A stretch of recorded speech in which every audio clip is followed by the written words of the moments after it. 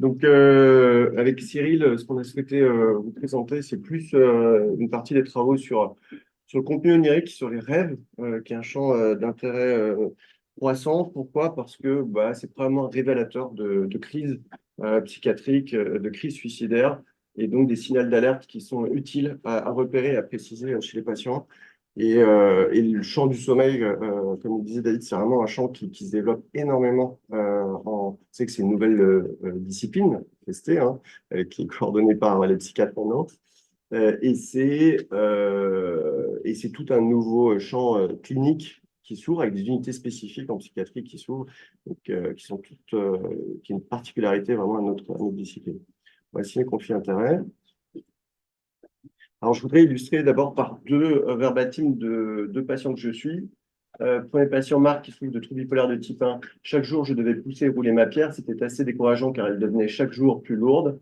Puis, j'ai eu des insomnies avec des cauchemars. Atteindre la fin de journée n'était même plus un soulagement. Jusqu'au jour où j'ai commencé à rêver du point à côté de chez moi. Les images étaient là. Je savais comment j'allais mourir et cela, paradoxalement, m'apaisait.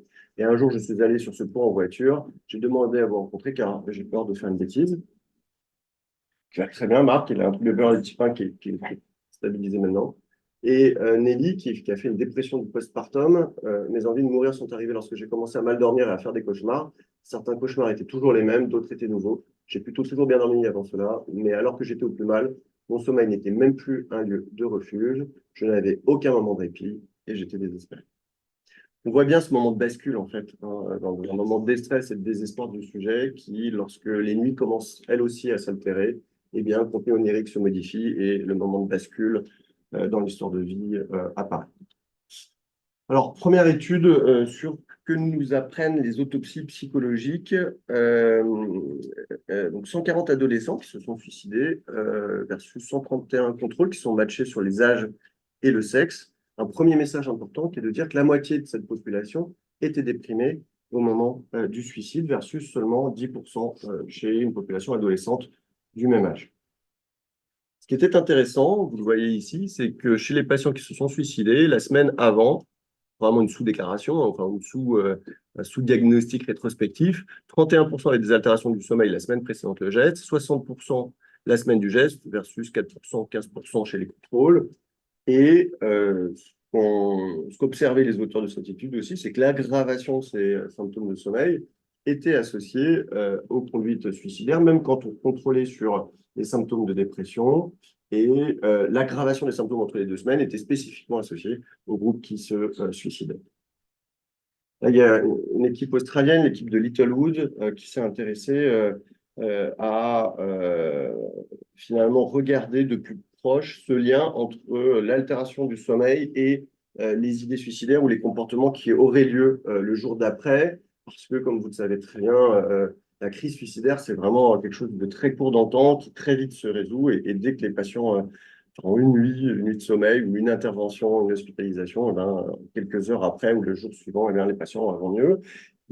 Pour observer cela, ils ont étudié 51 patients qui souffraient de dépression, qui avaient des troubles de sommeil significativement perturbés, évalués par l'échelle de Pittsburgh, et qui avaient rapporté dans le mois précédent des idées ou des comportements suicidaires. Et ce qu'il confirme, c'est que le temps total de sommeil, observé objectivement par actigraphie ou rapporté subjectivement par le sujet, lorsqu'il se réduisait, était associé à ces conduites suicidaires. Et le fait de mal dormir, de rapporter qu'on avait un mauvais sommeil, était aussi altéré, était aussi associé à ces conduites suicidaires du jour suivant. Donc vraiment un lien de manière prospective observé à la fois subjectivement et objectivement. Alix Premier, qui travaille sur cette question du suicide, qui a fait plusieurs travaux. Là, je vous ai mis sa méta-analyse, puis un site Medicine Review, où elle montrait qu'effectivement, par polysomnographie, la réduction du temps total de sommeil, mesurée objectivement, était associée à ces comportements suicidaires. Et avec d'autres collègues et copains, Nicolas Hortel et Hugo Père, c'est un peu coupé. Vous voyez que on avait aussi montré que, indépendamment de toute psychopathologie, parce que c'est la question qu'on peut avoir, c'est-à-dire les altérations de sommeil, on sait que c'est présent dans quasiment toutes les pathologies psychiatriques. Dès que vous avez du trauma, vous êtes un peu anxieux, vous avez des addictions, il y a un impact sur le sommeil. Et la question, c'est est-ce que du coup, le lien entre sommeil et suicide n'est pas totalement médié par de la psychopathologie. Et donc, on a voulu répondre à cette question. Pour ça, il faut des grosses cohortes pour pouvoir prendre en compte l'ensemble des facteurs de risque connus du suicide, qui sont ici rapportés, dont les différents troubles psychiatriques et addictologiques. Et on a utilisé des données d'une cohorte américaine, 30 000 sujets, suivis de 3 ans. Il y en a 241 qui tentaient de se suicider sur ces 3 ans. Et vous voyez qu'entre ceux qui ont tenté de se suicider versus ceux qui n'ont pas tenté de se suicider, la prévalence de la perte de sommeil est franchement très différente. 60% chez ceux qui tentaient de se suicider versus 20% chez ceux qui ne tentaient pas de se suicider. Et le lien était maintenu entre la perte de sommeil et la tentative de suicide, indépendamment de toute psychopathologie. Donc, il y a des effets médiés par les troubles psychiatriques, évidemment, et la dépression pèse souvent une tonne, mais il y a aussi des liens indépendants entre altération du sommeil et lien avec le suicide. Alors, altération du sommeil, plainte de sommeil, c'est quelque chose d'assez imprécis cliniquement. Et là, je vous ai fait un résumé de ce que la littérature rapporte comme altération possiblement associée à l'augmentation des suicides. Ce qui est vraiment le plus robuste, ce qui est vraiment le plus répliqué, c'est l'insomnie, surtout le réveil précoce. Les cauchemars, et ça, on va y revenir de manière précise. L'augmentation du temps d'éveil la nuit.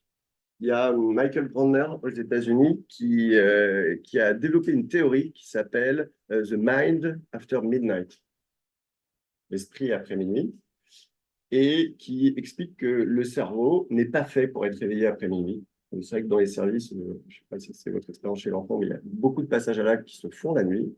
Et quand on corrige par le temps d'éveil sur la phase, parce qu'on est très peu éveillé la nuit en principe et beaucoup le jour, quand on corrige sur ça, on a 10 ou 20 fois plus de phénomènes la nuit. Il y a plein de choses qui se passent la nuit. Il y a la température centrale qui chute, l'humeur qui diminue aussi, les processus cognitifs qui sont altérés avec des mauvaises décisions qui sont prises. Enfin, globalement, la nuit, il ne faut vraiment pas être éveillé. Je vous apprends un truc là. Je sens que je vous ai convaincu. La fréquence des plaintes de sommeil, hein, le temps de sommeil inférieur à 5 heures, la temporalité. Alors, on sait qu'il y a un pic de suicide. Il est quand ce pic de suicide? Ah, on est-il, alors, on parle de saison, mais après, on va parler de circadien. Il n'est pas maintenant. Il est en juin, contre toute attente. On réplique sur les 10 dernières années en France, avec Marine Ambarakaoui, on a publié ça sur les données de Santé publique France. Pourquoi en juin? Parce que dans notre espèce, comme dans toutes les espèces, il y a un éveil biologique qui se fait, plus d'agressivité, plus d'impulsivité, plus de fertilité, il y a une activation qui se fait. Voilà. Et donc, plus de passage à l'acte. Il y a un petit pic l'hiver, effectivement, qui corrèle avec les symptômes dépressifs, mais ça, c'est beaucoup moins important que le pic de juin. C'est répliqué dans tous les pays du monde quasiment, en tout cas sur tous les continents et à toutes les latitudes. Et l'âge, en fait, ça dépend du chronotype. Quoi? Oui, dans l'hémisphère sud, du coup, c'est pas toujours à faire. Voilà, mais c'est dans leur printemps à eux. Ouais. Et, le chronotype, c'est selon l'âge. Donc, les sujets âgés, vous savez qu'on se matérialise en vieillissant, les adolescents sont plus du soir. Donc, il y a plus de suicides le soir chez l'ado, et chez les sujets âgés, il y a plus de suicides le matin. Jet lag social, ça, c'est un grand truc qui touche surtout les adolescents. Jet lag social, d'entre vous connaissent, mais c'est important de le rappeler, c'est le décalage entre les heures de coucher et lever de la semaine, on prend le midpoint entre les deux, et le coucher lever le week-end. Quand il y a plus de 2 heures de décalage, vous souffrez de ce qu'on appelle le jet lag social. Ce jet lag social, il est associé à davantage de suicides, davantage de maladies mentales, davantage de mauvaise santé physique, mais aussi sur le plan du sommeil, plus de somnolence, un retard dans les acquisitions, un retard dans le développement. Enfin, voilà. C'est pour ça que les chronobiologistes, il n'y a pas que les adolescents, enfin, où il y a les grands adolescents, mais c'est pour ça que les chronobiologistes se battent en fait pour décaler l'horaire de l'école, l'horaire des cours chez les enfants. Une bonne partie, malheureusement, sont en privation de sommeil. Vous voulez dire de les mettre plus tard, de ne pas les faire rentrer à 8 heures? Ils veulent les faire rentrer plus tard pour éviter ces privations de sommeil. Il y a 2 choses à regarder vraiment. C'est est-ce que la personne respecte son temps total de sommeil et on connaît son besoin de sommeil après 1 à 2 semaines de vacances. Parce que souvent, la première semaine ou les 2 premières semaines de vacances sont des semaines de récupération, donc on dort un peu plus. À partir de là, on peut évaluer son temps total de sommeil. Donc, est-ce que avec mes contraintes socio-professionnelles, je respecte mon temps et mon besoin de sommeil. Et deuxième aspect, est-ce que je suis somnolent en journée? Est-ce que j'ai des excès de sommeil, des excès de somnolence dans des situations où je ne souhaiterais pas m'endormir? Si à ces deux questions, il y a un souci, peut-être de jet lag associé. Après, il y a la désynchronisation des rythmes circadiens. Donc là, tout phénomène de désynchronisation, ça s'appelle du jet lag, du retard de phase, de l'avance de phase, etc. Alors, qu'en est-il des cauchemars? Alors, l'idée que je vais développer par la suite, que les rêves pourraient prédire un état de crise ou votre état de santé à venir, c'est pas une idée nouvelle qu'on a eue, hein. Ça remonte à l'Antiquité. Dans les croyances primitives, on pensait que les rêves étaient envoyés aux rêveurs pour prédire l'avenir et on interprétait ces rêves qui étaient ces messages délivrés par les dieux. Donc, vraiment, les dieux s'exprimaient aux vivants par les rêves. Il y a eu beaucoup de choses, hein, beaucoup de choses artistiques aussi qui ont été faites sur ça.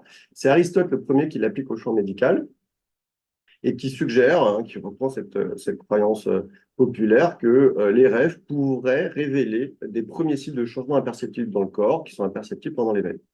Et puis Freud, ça vous savez très bien, hein, qui utilise le rêve comme une fenêtre sur l'inconscient, offrant des éclairages sur nos désirs cachés, nos peurs, nos conflits non résolus, ce qui est en partie vrai, et que les rêves aussi, et là c'est totalement vrai, dans le cauchemar on voit ça, hein, vous allez voir qu'en partie, vous allez tous souhaiter faire des cauchemars par la suite.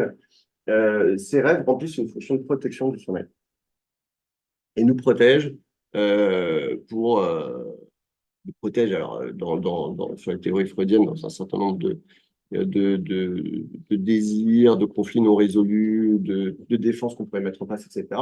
Mais aussi, alors il a très peu parlé des cauchemars, mais aussi dans les cauchemars d'un certain nombre de régulations de processus tout à fait vitaux. Alors les cauchemars, c'est des occurrences répétées de rêves prolongés qui sont extrêmement dysphoriques, c'est-à-dire désagréables, bien mémorisés et qui impliquent généralement des menaces pour la survie, la sécurité ou l'intégrité physique. Vous voyez que dans les notions du DSM et de l'ICSD, il n'y a pas cette notion de réveil. C'est une notion que nous, on a introduite, que d'autres équipes introduisent pour différencier les mauvais rêves des cauchemars. Nous, par exemple, dans nos études, les cauchemars, ce sont des mauvais rêves qui réveillent le dormant. Vous allez voir pourquoi c'est important. Les cauchemars surviennent principalement pendant le sommeil paradoxal, donc c'est la dernière phase du sommeil. On appelle ça le sommeil paradoxal parce que vous avez une activité cérébrale qui est quand même assez rapide, mais avec une atonie musculaire complète qui est la plus importante par rapport à tous les autres stades de sommeil. C'était Jouvet à Lyon qui avait découvert ce stade de sommeil. Malheureusement, dans la littérature internationale, c'est le terme de REM qui a été gardé pour Rapid Eye Movement, parce qu'il y a des saccades oculaires rapides spécifiques à ce stade-là. Mais les personnes aveugles font quand même du sommeil paradoxal. On aurait dû garder ce terme-là. Mais bon. Ça peut être différencié des autres parasomnies par un retour rapide à une pleine vigilance et par la persistance d'émotions telles que la peur, contrairement aux terreurs nocturnes hein, qui passe et dont le sujet ne se souvient pas au réveil. L'émotion prédominante est la peur, mais vous avez d'autres émotions possibles, la colère, la honte, la tristesse. Alors, ce qui est très intéressant, c'est que les cauchemars ont une fonction tout à fait physiologique. On a besoin de faire des cauchemars, c'est ce qui nous sert à éteindre les signaux de stress. Ça diminue votre activation amygdalienne, par exemple. Donc, c'est vraiment tout à fait nécessaire. C'est pour ça que dans les états stress aigus, après un trauma, on fait des cauchemars. Ça sert à réguler vos émotions, à produire des émotions. Ça sert à consolider votre mémoire. Ça va même améliorer certaines tâches. Si vous faites des cauchemars avant un examen, vous réussissez mieux votre examen. Très bien démontré. J'ai oublié ma carte, je suis arrivé tout nu devant mon truc. Mon stylo marche pas, j'ai pas la bonne feuille. Mon voisin d'à côté vomit sur ma feuille. Chacun ses cauchemars. Hein. Il faut que je fasse attention. Celui qui désire être tout nu devant sa feuille d'examen. Le trou des cauchemars, mais bon, il y en a qui ont des désirs bizarres, peut survenir lorsque les cauchemars deviennent chroniques et affectent l'humeur, la vigilance, les performances cognitives, les relations avec la famille, les amis pendant la journée. Donc, dès que ça va retentir, c'est toujours pareil. En fait, en sommeil, on s'intéresse au jour. Quelqu'un qui est insomniaque, s'il est performant le jour, s'il n'a pas de plainte, etc., c'est génial. Il dort 4 heures, il plein de vie, il fait plein de choses. Et voilà. Ce qui fait le pronostic de la maladie, c'est la plainte diurne. Et sur toutes les pathologies dans le sommeil, c'est ça, même pour les apnées. Le problème de l'apnée, ce n'est pas un IH. On ne traite pas un index d'apnée-hypopnée. On traite une plainte diurne. Alors, il y a un modèle cognitif qui a été proposé par Spoonmaker qui propose que les cauchemars chroniques sont provoqués par la reprise de scénarios qui vont se fixer, de scénarios d'attente fixe. C'est très important pour la suite, pour les traitements dont on va parler. On appelle ça des scripts de cauchemar, et même après que le facteur initial de stress est parti. Donc, ça, sur le plan sémiologique, on appelle ça un cauchemar réplicatif. Par exemple, vous êtes soldat, vous avez vu un de vos copains sauter sur une mine, c'est ce scénario qui vous envahit, que vous voyez. C'est un scénario réplicatif de cauchemar. Vous rêvez de ce cauchemar, il vous envahit. Le lendemain, vous avez une détresse émotionnelle liée à ce cauchemar qui est toujours très intense. Vos systèmes de digestion du stress et des émotions sont dépassés. Cette détresse diurne alimente la nuit d'après, qui est surchargée à nouveau et qui va nourrir la journée d'après. Et donc, vous avez une espèce de cercle vicieux comme ça. Il y a deux phénomènes neurobio qui sont à l'origine de ce cercle vicieux. C'est un système qu'on appelle d'hyper-réveil, donc l'hyperarousal dans la littérature internationale. Les gens sont en alerte et donc, par exemple, pour fragmenter leur sommeil, notamment leur sommeil paradoxal, ce qui va faire le terrain de davantage de cauchemars possiblement.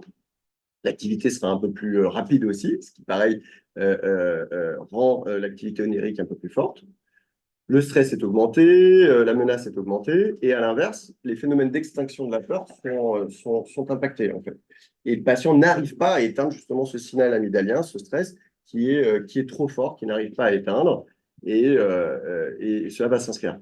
Et des fois, vous le voyez, donc il y a vraiment une perte de fonction totale, c'est-à-dire ce processus va s'autonomiser, va s'ancrer, va perdre de sa fonction. Il y a certains militaires ou certains traumatisés qu'on a vus, etc., qui, à la fin, n'ont même pas de scénario. Ils vont se réveiller, ils sont hyper mal, ils ne sauront même pas pourquoi.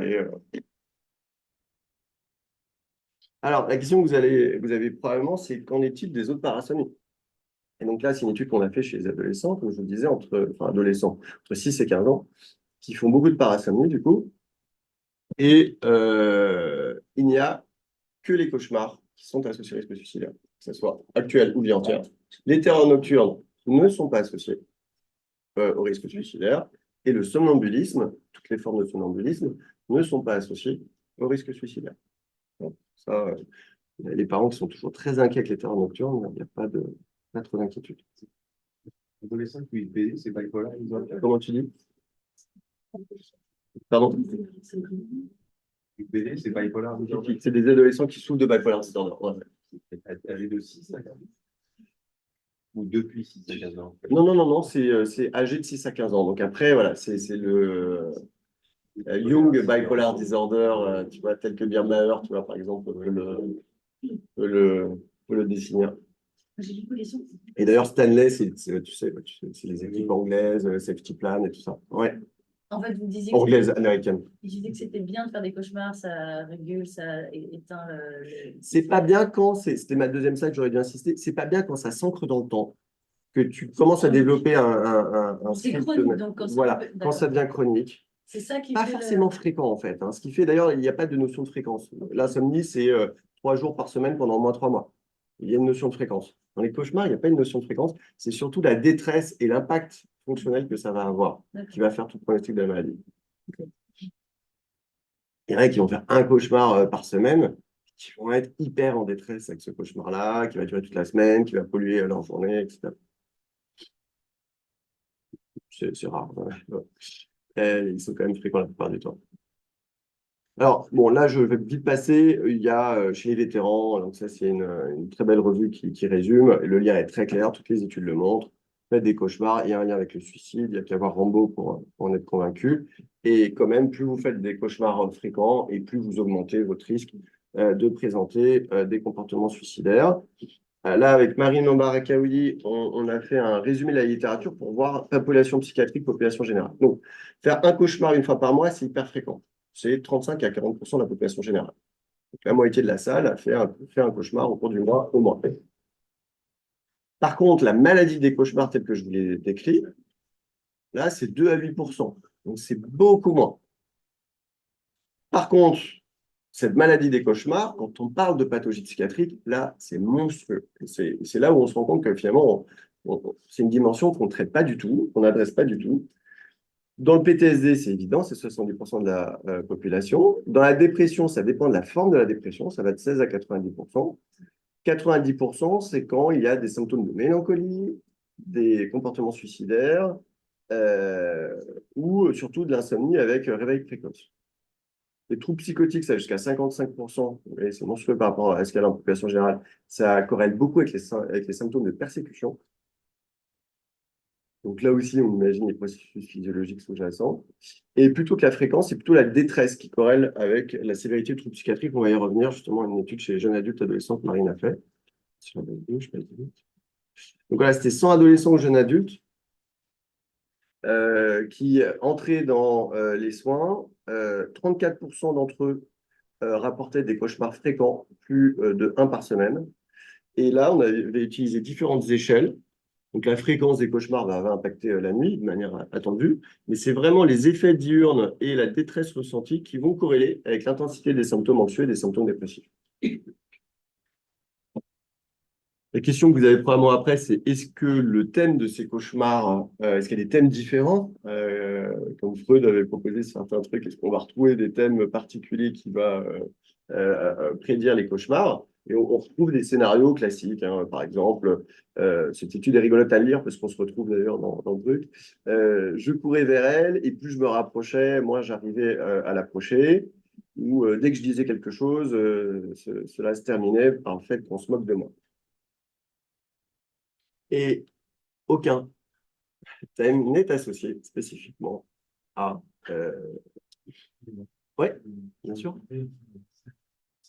Est-ce que parmi les cauchemars, on peut distinguer ceux où il y a vraiment une dimension de répétition, de réviviscence, avec des scénarios traumatiques qui se répètent, et ceux dans lesquels il y a des dimensions agressives je ne sais pas, effectivement, c'est vrai que ceux qui rêvent toujours la même chose, et surtout d'un scénario auquel ils ont été exposés, c'est avec beaucoup de résistances post-traumatiques, alors qu'au fond, bon, des scénarios des thématiques plus agressives ou de perte, ça peut même, on pourrait imaginer, témoigner quand même d'une action, d'une activité de symbolisation, et à ce moment-là, c'est ainsi peut-être de mauvais pronostics.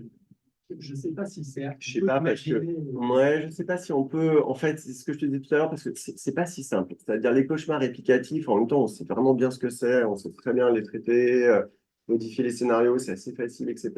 Il y a des cauchemars non réplicatifs qui sont gravissimes, qui durent depuis très longtemps chez certains sujets. On va le voir dans la crise suicidaire. Euh, enfin, en tout cas, là, clairement, sur les auteurs, c'est ce qu'ils ont essayé de faire, là, justement. Et pour l'instant, ils n'ont pas trouvé. Mais peut-être qu'on peut affiner. Et vraiment, c'est un peu le début de la recherche sur tout ce qui est cauchemar, notamment en psychiatrie. Il y a plein de choses à faire. Et effectivement, sur les différentes origines, moi, une de mes hypothèses, c'est que probablement sur le plan neurobio, il n'y a pas les mêmes types de cauchemars. Les cauchemars dans la dépression, les cauchemars liés à l'axe du stress, donc toute l'adaptation burn-out au PTSD, c'est pas tout à fait le même processus biologique. Les cauchemars iatrogènes, liés par des substances. Peut-être qu'il y a des choses un peu différentes comme ça, mais la durée d'autonomisation du processus, avec cette neuroprogression. Enfin, bon, je pense qu'il y a plein de choses à prendre en compte. Mais en tout cas, juste sur le thème, sans prendre en compte ces différentes choses dont on est en train de parler, on n'y arrive pas. Alors, bon, ça, c'est juste pour vous dire, et je vais partir sur la crise suicidaire après, mais il y a un truc qui nous intéresse de plus en plus dans l'équipe, c'est d'essayer de comprendre le moment de bascule. Il y a très peu de recherches sur le moment de bascule, qui fait que vous êtes dans un état ultimique, et puis pouf, vous allez avoir ce moment de rupture et être déprimé, ou passer maniaque. Si on comprend ce moment de rupture, on comprend la maladie, évidemment, et surtout, on peut développer des stratégies de traitement de ce moment de rupture. Et ce qui nous pousse aussi à nous intéresser à ça, c'est que cliniquement, on observe que les patients, ils sont en capacité de repérer ce moment de bascule. Ils vous disent, dans le trouble bipolaire, c'est manifeste. Là, je sens, je dors un peu moins bien. Je suis un peu plus irritable. Je vais refaire un épisode maniaque ou je vais refaire un épisode déprimé. Ils vous le disent et ça ne trompe pas, ils le font. Et donc, l'idée, c'est de décrire cette entité qu'on a appelé le syndrome de Chronos parce que Chronos, c'était un grec, enfin, c'est pas un grec, c'était un dieu dans la mythologie grecque. C'est le début. Qui personnifie le temps et qui, du coup, est en capacité de voyager dans le temps et de prédire l'avenir. Donc, ce syndrome de Chronos, ça serait en fait une entité prédictive d'une conversion imminente, d'une progression imminente vers un épisode de dépression maniaque. Le décrire, c'est permettre, c'est ce qu'on fait par exemple avec le safety plan avec les patients en crise suicidaire, c'est du coup, ça peut permettre de travailler avec les patients quels sont les symptômes prodromiques, c'est-à-dire qui annoncent cette bascule imminente chez eux. Et du coup, de travailler avec eux leur syndrome de Cronos. Et dans la crise suicidaire, le sommeil a une place vraiment très importante, comme on l'a vu sur les verbatims. Et du coup, avec Rodolphe Boran et d'autres collègues de l'unité, on s'est intéressé à recruter les 40 patients qui se présentaient de manière successive dans notre centre renforcé d'urgence psychiatrique, qui est une unité de 48-72 heures, donc une unité de crise, et des patients qui passaient à Bichat pour une tentative de suicide ou pour des velléités suicidaires immédiates et qu'on devait garder en hospitalisation. Et notre première question, c'était combien de ces patients en crise suicidaire ont altéré leur rêve? On a des associations statistiques, mais concrètement, combien sont touchés par ça? Et deuxièmement, est-ce qu'il y a une progression ou pas de cette altération des rêves? Donc, ce qu'on a observé, c'est que 80% d'entre eux avaient altéré leur rêve avant la crise suicidaire. On était très, très surpris de cette prévalence. Avec une séquence, 67% avaient eu des mauvais rêves, 52% des cauchemars, donc les mauvais rêves éveillants, et 22% carrément avaient joué le scénario suicidaire. Donc là, vous savez, les stats, hein, c'est un patient sur deux qui s'est suicidé avait rencontré un professionnel de santé dans le mois précédent. Il y a une vraie difficulté à dépister et identifier la crise suicidaire. Et là, un quart d'entre eux avaient joué le scénario avant. Donc c'est vraiment couillon de pas d'être passé à côté. Bon, c'est des patients qui sont assez sévères. Hein, 97% avaient des symptômes dépressifs, 82% avaient des symptômes modérés à sévères, 60% avaient des symptômes d'insomnie, 92% avaient un sommeil altéré et 57% avaient une somnolence diurne excessive. Donc, on a vraiment des patients sévères.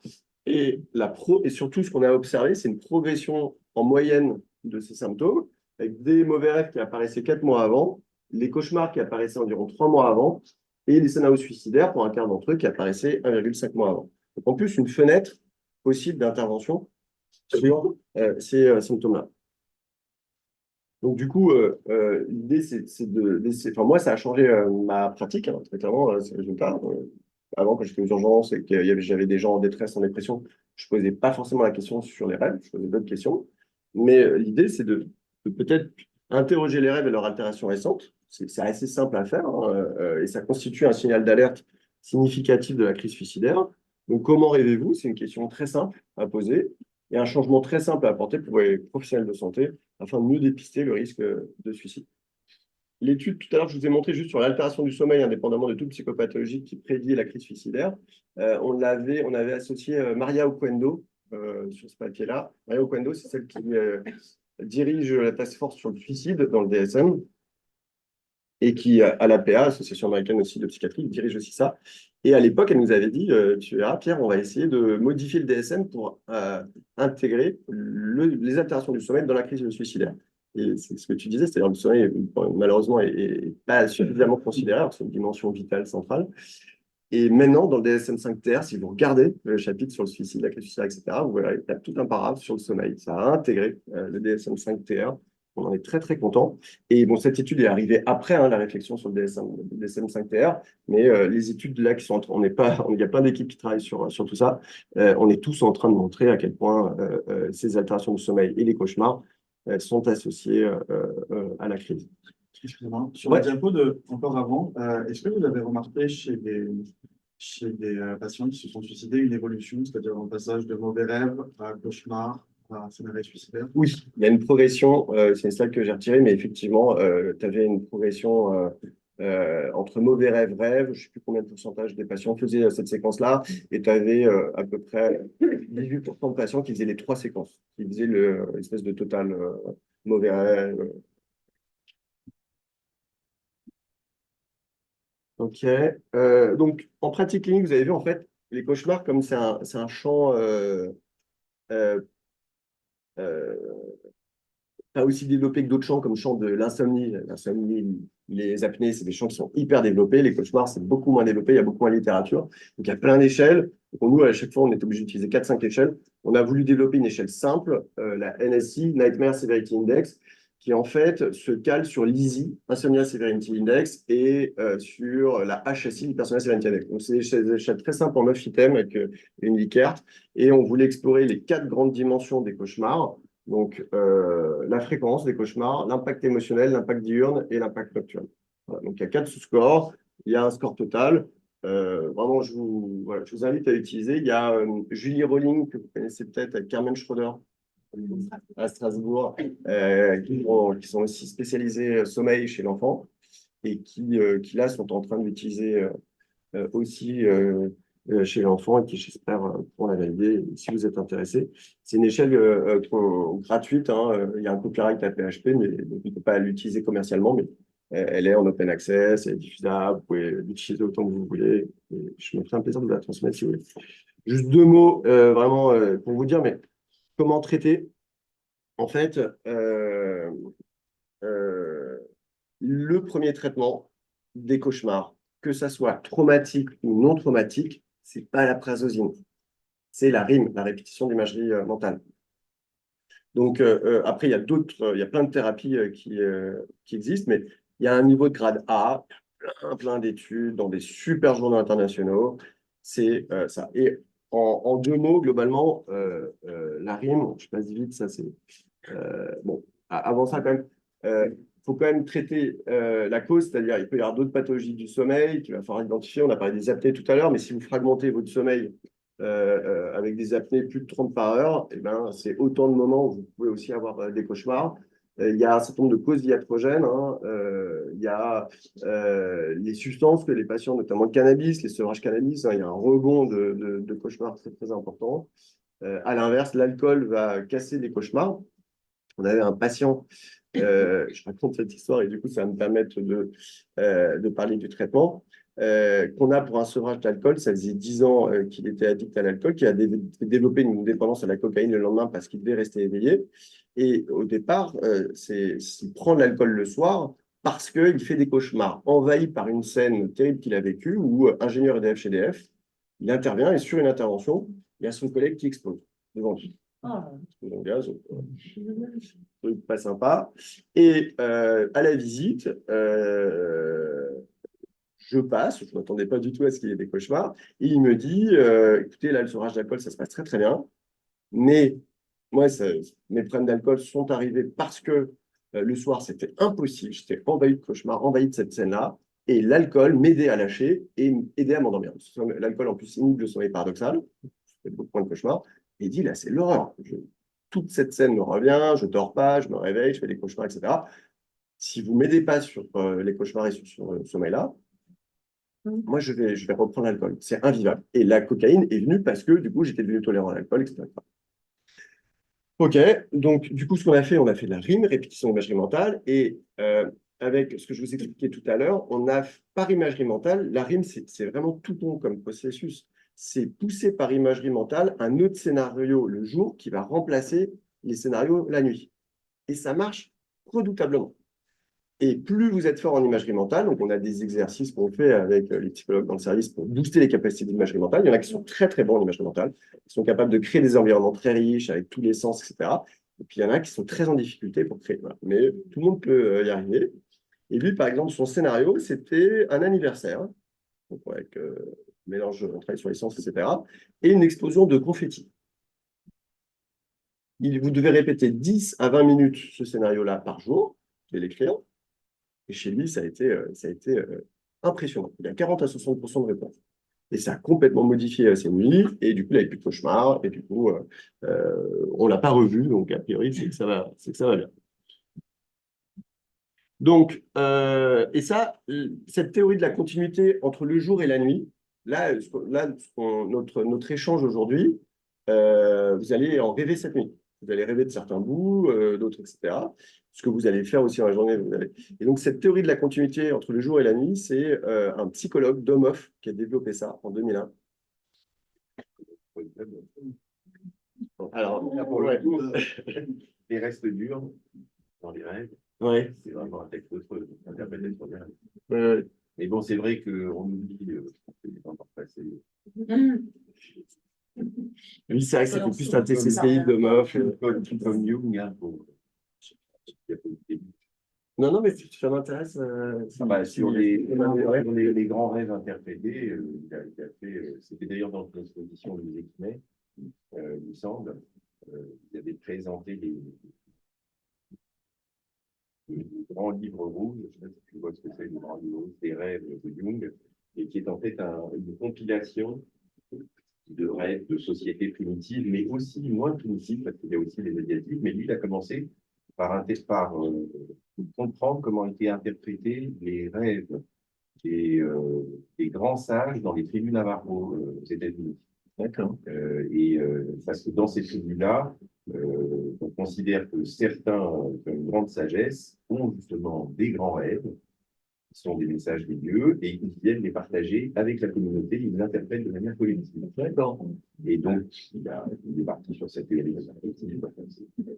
Mais quand même, c'est extrêmement intéressant parce que le grand livre, d'abord, c'est un super beau livre, et vous avez énormément d'illustrations un peu historiques sur justement comment les rêves sont traités et les symboles collectifs traités dans les grands rêves. Tu peux acheter ça ou non, c'est juste consultable? Je crois que c'est consultable, il n'est pas donné. Le bouquin qui était en vente au musée Guimet, c'était un truc genre bouquin d'édition, Oui, d'accord. etc. Je crois que j'en ai acheté un exemplaire, moi. Il doit être à 400 ou 500 euros quand même. Mais il doit y avoir des versions abrégées. J'en parlais à ma femme. C'est un investissement. La nuit, si possible. Comment? La nuit, si possible. Elle est un peu plus désinhibée. Bon, bah voilà, je peux vous envoyer, on a fait un truc. Alors, la rime, du coup, chez l'enfant, Julie, elle en parle très bien sur le trauma. Et par exemple, du coup, il médit avec des dessins. Et donc, par exemple, ce qu'elle présente souvent, Julie, c'est l'histoire d'une petite fille qui, du coup, a été victime de la guerre. Elle fait un dessin où il y a des gens avec des pistolets qui malheureusement tuent son père, avec un char à l'extérieur, etc. Bon, papa, ouais, scène horrible, etc. Traumatisée, envahie de cauchemars, voilà. Et elle dit, bon, bah, comment on pourrait ensemble faire en sorte que ce scénario se passe mieux? Et elle dit, bon, bah, dans ce cas-là, ce que je vais faire, c'est sous la maison, je vais faire un espace et je vais faire une trappe. Et comme ça, nous, avec papa et maman, on va aller dans la trappe, on va fermer la trappe, on sera en bas. Les voleurs, les méchants, ils seront au-dessus, ils seront tout seuls, et ils auront l'air bêtes, les méchants. Et donc, ce dessin alternatif qu'elle a fait, elle le travaille en journée, et ça a permis chez cet enfant par ce scénario alternatif qu'elle répète, de modifier ses cauchemars. Hein. Après, ça n'a pas tout traité, évidemment, hein, voilà. Mais ça a permis de traiter les cauchemars. Vraiment que son père meurt. Oui, bien sûr, c'est une vraie histoire. Hein. Elle en parle, je ne sais pas si vous l'avez vu, elle en a parlé au CFP. Elle a présenté au CFP, elle a montré les dessins. Et la durée d'exposition à la rime, là, Ouais. j'imagine que c'est assez variable selon les individus, le temps que ça. L'exposition. Ouais. Pourquoi ça fonctionne? C'est quoi? Écoute, nous, ça marche quand même plutôt bien. Juste à ce programme-là, en 4 séances, il est. Je gagne pas d'argent si je prends en 4 séances. C'est vrai que ça fait un peu VP, là. Mais tu as 4 séances. Alors, la première fois, c'est expliquer pas mal de choses que je vous expliquais sur la physiologie des rêves, les cauchemars, la digestion des émotions, etc. On explique déjà le processus. Vous savez que dans les parasomnies, en fait, il y a plein de parasomnies que vous traitez juste en expliquant ce que c'est que le somnambulisme, des choses comme ça, etc. Deuxième séance, c'est surtout ça. Il y a un très beau slide qui est sorti il n'y a pas longtemps, c'est le travail sur l'imagerie mentale. Et la capacité, le jour, de faire autre chose. Par imagerie mentale, de construire d'autres environnements plus sécures, plus satisfaisants, autres, qui vont nourrir la nuit d'après. Et en fait, ça, c'est ce qui marche le mieux, c'est ce qui est le plus prédictif de réponse. Troisième séance, il y a la rime à proprement parler, la retranscription du scénario, qui peut se faire sous différentes formes, du coup, notamment chez les enfants. Et la quatrième séance, donc ça c'est en 4 semaines, hein, et la quatrième séance, c'est une séance de retour d'expérience. Qu'est-ce qui a fonctionné, pas fonctionné, et puis on essaye d'aider sur certains aspects. Quand on s'intéresse un peu à la rime, si vous vous intéressez à la rime, c'est la personne que vous devez faire venir, c'est Emmanuelle Clérici, qui est une psychologue de notre service, qui en tout ce qui est imagerie mentale, elle vous parle des différentes stratégies, des trucs comme ça, etc. Elle est hyper forte. Voilà, bon, écoutez, je vais m'arrêter là. Il y a d'autres thérapies, hein. Nous, par exemple, en groupe, évidemment, les gens, ce qui les déboussole un peu, ils ne parlent pas de leur cauchemar. Si chacun raconte son truc horrible, en groupe, c'est pas possible. Donc on dit non, non, on ne parle pas du cauchemar, on va faire d'autres scénarios, d'autres scripts que vous choisissez, sans parler de votre cauchemar, et on va pousser des choses le jour qui vont se traduire la nuit. Mais vous ne parlez pas de votre cauchemar. Mais vous pouvez faire de la réexposition, hein. Vous pouvez remodifier le cauchemar un peu plus ce que je vous ai raconté avec le dessin. Et là, avec Alain, c'est un résumé qu'on a fait. Globalement, vous allez peindre des cauchemars, il faut faire une anamnèse complète avec une évaluation du retentissement fonctionnel, rechercher les comorbidités, tout ce qui est iatrogénie, évidemment. S'il y a un cauchemar, que ce soit traumatique ou non traumatique, donc quand c'est non traumatique, on appelle ça idiopathique, et ben, le traitement de référence, c'est la rime, quoi qu'il arrive. Donc vraiment, voilà. Il y a des alternatives psychothérapeutiques, donc les stratégies de réexposition, de désensibilisation. Il y a des thérapies qui sont assez rigolotes, qui sont les thérapies par rêve lucide. Il y a des gens qui savent. Les rêveurs lucides, c'est ceux qui savent dans leur rêve changer leur scénario de leur rêve. C'est souvent plus les femmes que les hommes. Vraiment, qui c'est qui fait des rêves lucides ici? Ouais. Toi aussi, Cyril? Et réveiller. Quelquefois, mais vraiment. Génial. Non, on est capable de changer la tonalité. Tiens, Tu dors, mais tu es capable de changer ton scénario. Tu l'as déjà fait, toi? Oui. C'est génial. Et c'est un truc qui peut s'entraîner. Moi, je ne le fais pas. C'est Inception, hein. Moi, je suis dégoûté de ne pas le faire. J'aimerais tellement. Et en fait, on s'en rend compte parce que, en fait, on demande aux rêveurs, pendant qu'ils dorment, on voit l'EEG qui dort, de faire une saccade oculaire sur la droite, puis sur la gauche, puis sur la droite. Et il le fait, quoi. Et donc, on fait ça à l'électroculogramme. Ça peut J'ai jamais fait l'expérience. Mais après, on le sait. C'est-à-dire, on sait, moi, je rêve, et dans mon rêve, je suis capable de faire des scénarios incroyables, de changer de scénario. Et là, j'ai envie de voler, donc je vole, et tout ça. Et c'est excellent. Et c'est souvent plus les femmes que les hommes, donc vraiment, vous avez de la chance de le faire. Et en fait, on peut traiter, du coup, les gens qui font des cauchemars ou autres, s'ils savent faire des rêves lucides, eh ben, on peut les entraîner pour que dans leur rêve, par rêve lucide, ils modifient leur contenu onirique. Juste, bon, ceux qui font beaucoup de rêves lucides, il faut faire attention. Si vous faites des terreurs nocturnes aussi associées, donc, vous savez, c'est le fait d'être bloqué le matin, des terreurs nocturnes, pardon, des paralysies du sommeil, le fait de vous réveiller le matin, de ne plus pouvoir bouger dans votre corps, mais vous êtes réveillé, vous avez l'impression qu'il y a quelque chose qui est tout le temps ça. Ouais. Si en plus il y a de l'hypersomnie centrale, on va faire des diagnostics. Si en plus il y a de l'hypersomnie centrale avec des excès de sommeil dans des moments non voulus, ou des. Attends, je vais te le dire, tu es en train de. Mais la chute va arriver. Patience. Plus avec de temps en temps des moments de cataplexie, donc de perte de tonus, soit de la nuque, soit de parties un peu plus complètes du corps. Ça, c'est le risque, c'est la narcolepsie, donc c'est les hypersomnies centrales. Et donc, il faut quand même consulter si vous avez l'excès de sommeil dans les. Donc voilà, bon bref, j'ai fini. Vous avez vu que les atteintes de sommeil sont des signaux d'alerte en psychiatrie, très clairement. C'est associé au risque suicidaire, surtout dans la dépression. Les cauchemars sont un signal d'alerte d'un risque imminent de suicide, hein. Et s'il y a un seul message que vous devez retenir de cette présentation, c'est quelqu'un qui est en détresse, quelqu'un qui est déprimé, interrogez-le sur l'altération de ses rêves récentes. Leur évolution pourrait être facilement évaluée, hein, c'est vraiment une question toute bête, et pourrait contribuer à mieux identifier les signes prodromiques de comportement suicidaire. Et puis l'idée, c'est de développer, donc c'est des études là qu'on mène dans le service, pour essayer de traiter ces rêves et de faire des interventions personnalisées pour essayer, on espère, de diminuer les symptômes de dépression, les symptômes de suicide. Voilà, je suis à votre disposition, et c'est toute une équipe, évidemment, l'équipe du professeur Lejoyeux à Bichat et l'équipe de Neurodhydro à Robert Debré, l'équipe Neofen, qui est une équipe de sommeil. Voilà.